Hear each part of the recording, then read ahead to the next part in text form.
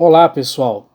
Estamos aí, né, de forma virtual para poder chegar até você aí na sua casa, né, para passar aí um pouco aí da nossa biologia, mesmo nesses momentos que nós estamos vivendo aí devido a esse coronavírus, né?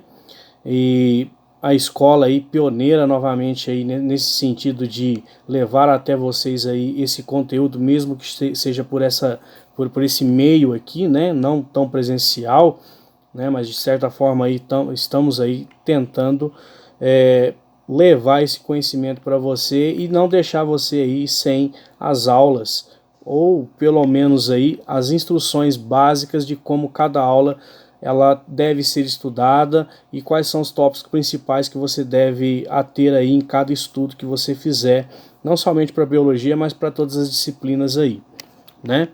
É um momento delicado esse, né? Refriso com vocês aí toda essa precaução que tem sido colocada aí para a gente poder prevenir contra uma possível ameaça ainda maior que esse vírus está trazendo para a gente aí.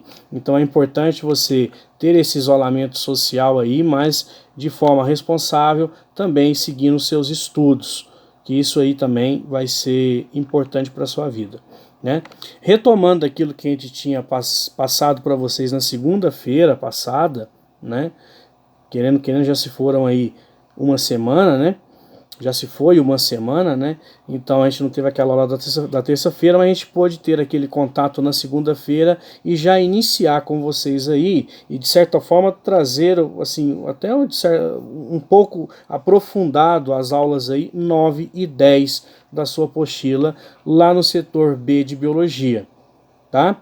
A gente venceu o setor, na realidade setor não, né? A gente venceu a aula 8, que fala sobre especiação, né, processo de formação de novas espécies, e entramos aí na aula 9 e de certa forma na aula 10 sobre as evidências da evolução, né, nossa querida evolução. A gente continua com esse tema principal ainda, né, que é o assunto da evolução. Só que dando enfoque aqui, ó, dando o foco na parte de evidências evolutivas e irradiação adaptativa e convergência adaptativa. Lembro de comentar algo com vocês sobre isso e até chegar a escrever alguma coisa no quadro. Se você ver no seu caderninho aí, ó, que é o caderninho mais completo do Brasil, porque tem todas as informações do sistema ângulo mais aquilo que a gente passa no dia a dia para vocês aí em sala de aula. Então, um caderninho completinho aí, tá? A gente falava para vocês aí sobre a irradiação adaptativa e convergência adaptativa, que é o assunto principal da aula 9. Lembra comigo, o que é irradiar? Né? Lembro de vários de vocês comentarem comigo, é espalhar. Isso mesmo. A ideia da irradiação adaptativa é de que um ancestral comum permite a formação de outras espécies, né? E de acordo com essa teoria, você tem aqui uma evidência evolutiva importantíssima, que são, né, na realidade, né, os órgãos homólogos. O que seriam esses órgãos homólogos aí? Seriam órgãos que possuem a mesma origem embrionária, podendo ou não ter a mesma função. Você vai lembrar aí dos exemplos que eu dei, que é a asa do morcego, juntamente com a pata dianteira do cavalo, o nosso braço, a nadadeira caudal da baleia. Todos esses órgãos apresentam a mesma embriologia.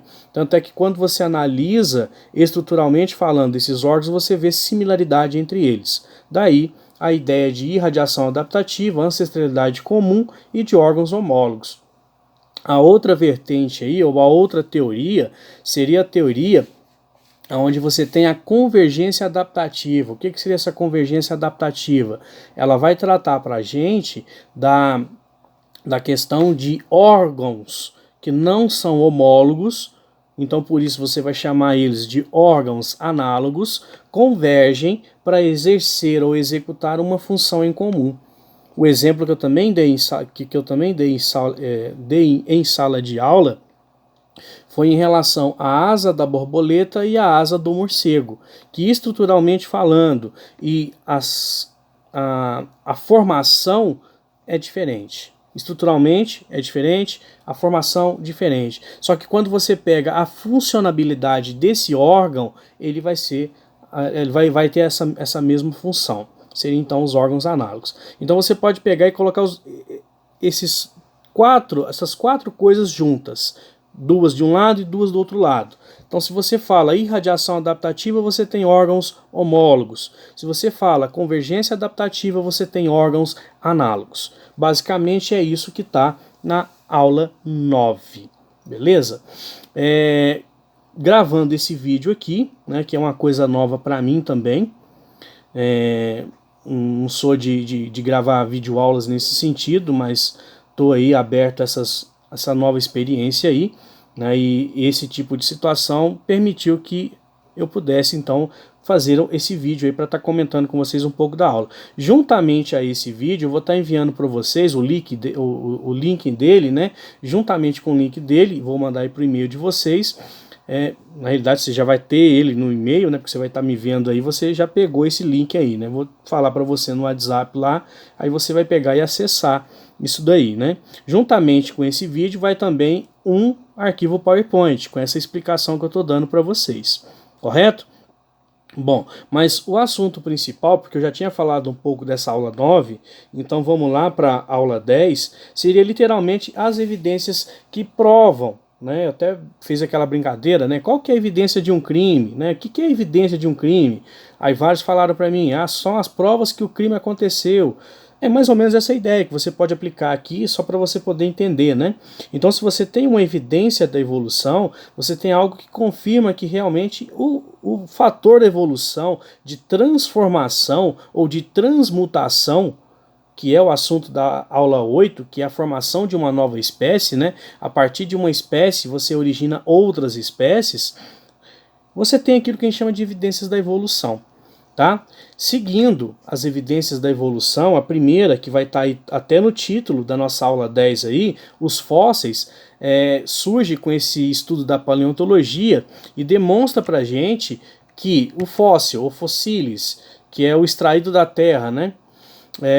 Qualquer indício que prove ou que demonstre que um ser vivo passou por essa terra, ela demonstra pra gente a possibilidade, né, de conhecermos organismos que viveram na Terra há tempos remotos, né, em condições ambientais distintas, né, da que a gente tem agora, e que demonstra que essas características que os indivíduos têm puderam chegar até agora nessas espécies que nós temos hoje. Então o fóssil ele é extremamente importante para demonstrar essa questão da evolução, correto? A taxonomia, que eu venho falando muito com os meninos do segundo e do terceiro ano, que é um ramo da biologia que permite classificar esses seres vivos. Então, quando você classifica os seres vivos, você tem possibilidade de colocá-los em grupos similares ou grupos distintos, conforme as suas características. Isso também é um forte indício de aspectos evolutivos. Tá? O que demonstra, por exemplo, ou confirma aquilo que nós chamamos de radiação adaptativa. Tá? O exemplo que eu dei para vocês também de radiação adaptativa, que é bem característico, é um tipo de roedor que acredita-se que ele foi o ancestral para todas as espécies dentro da classe dos mamíferos. Tá?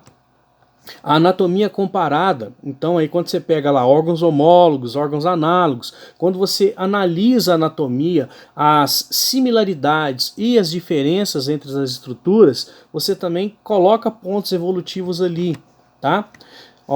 Né? Seria essa questão aí das estruturas homólogas e análogas.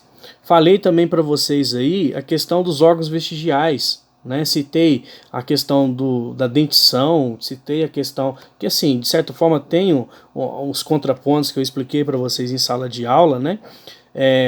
O apêndice vermiforme, né, o famoso apêndice ali, né, acho que terminei por aqui quando eu falei com vocês, que demonstra que aquela estrutura em determinado organismo tem uma funcionalidade, em outras ela está ali, mas não tem função nenhuma, mas demonstra que em algum momento aquilo teve uma importância para aquele organismo. Né?